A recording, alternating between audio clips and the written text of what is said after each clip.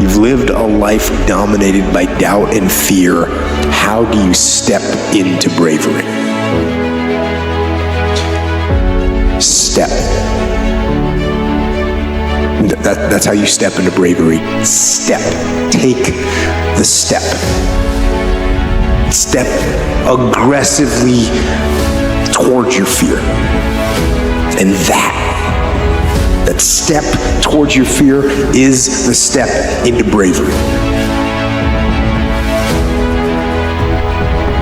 In that your being is limited and flawed and fragile. You're like the genie, which is genius in the little tiny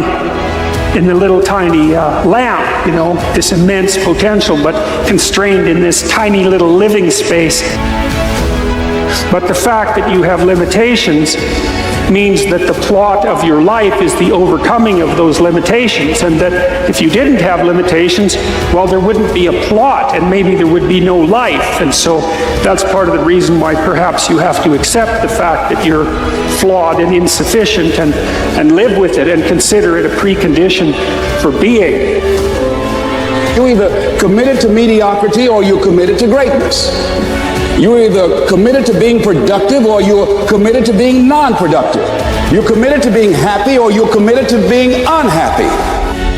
Well, the average lifespan is 72 or 82. Whatever it is that you're expected to live, you're going to work 65 of it in order to enjoy 10, 12 years. You've done that wrong. It's the wrong focus. In order to get there, you're going to have to allow that to burn away layers of yourself that don't deserve to be there. There are self-doubts and these inhibitors of where you've allowed negative voices in your life to tell you what you can be or tell you what you should do. That you are here, that life exists and identity. That the powerful play goes on and you may contribute a verse. That the powerful play goes on and you may contribute a verse.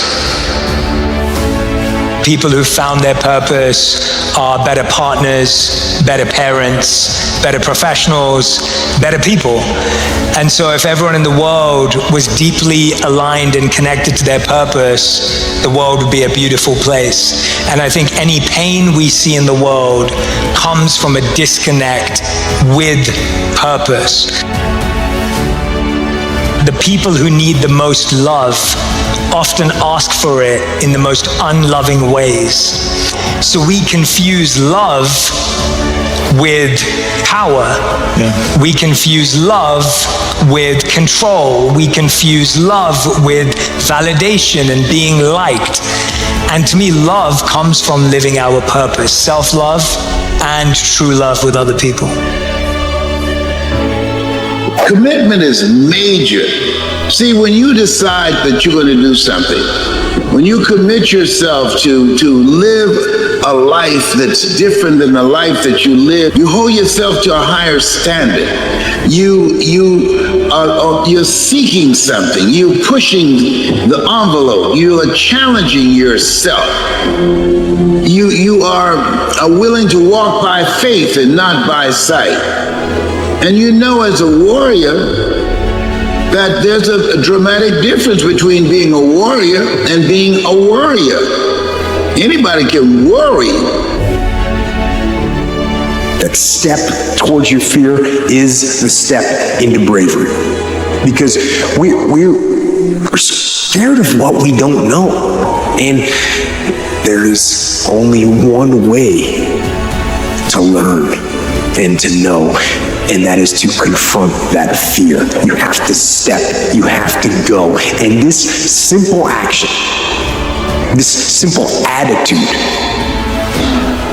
it answers so many questions.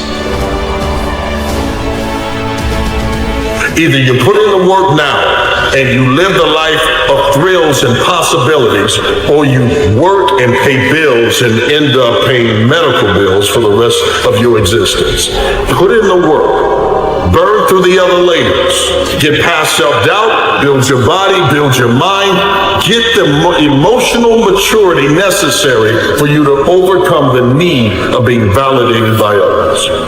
There's greatness in you, but it'll only come out if you're willing to burn through the sense of being burnt out. If you're burning out, that means you've been set on fire. And that which is on fire can ignite other fires. Stay focused.